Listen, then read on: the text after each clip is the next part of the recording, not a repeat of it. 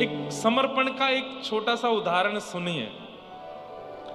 आपने हमको एक पटका पहनाया, अब ये पटका आपने हमको पहनाया,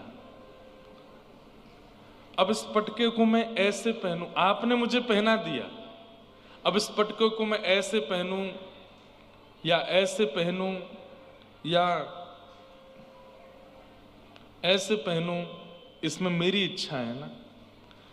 अरे कहां तक कहें मैं इससे कपड़ा पोंछ, कोई गीला बस सामान हो गया उसको पोंछ दूं, अपनी गाड़ी साफ कर दूं, इसको बिछा के बैठ जाऊं, इसमें किसका अधिकार है? मेरा अधिकार है ना। आप फिर मुझसे कह नहीं सकते महाराज इस पटके को ऐसे मत रखो, ऐसा आपने दे दिया, अब ये मेरी जिम्मेवारी, मैं जैसे चाहूं वैसे इस पटके को धारण कर सकता हूं।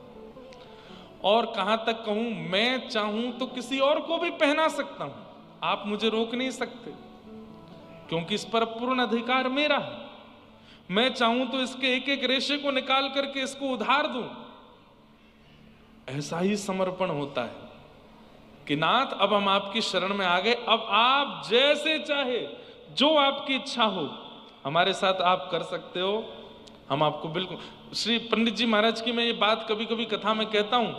पंडित श्री महाराज से हमारे गया प्रसाद जी महाराज कहते थे, बोले भैया हम सब ठाकुर जी के खिलौना हैं, ठाकुर जी हमारे खिलाड़ी हैं। अब खिलाड़ी खिलौना ते कैसे भी खेले, वह खिलाड़ी की इच्छा। ठाकुर जी से बस एक ही प्रार्थना करनी चाहिए, नाथ आप चाहे हमारी गर्दन मोड़ो, चाहे हमारे हाथ तोड़ो, चाहे हमारे पैर खींचो, पर याद रहे खिलौना मुझे ही रखना, बदल मत देना, किसी और के प्रति रीझ मत जाना, सदा मैं ही रहूं। ये समर्पण है।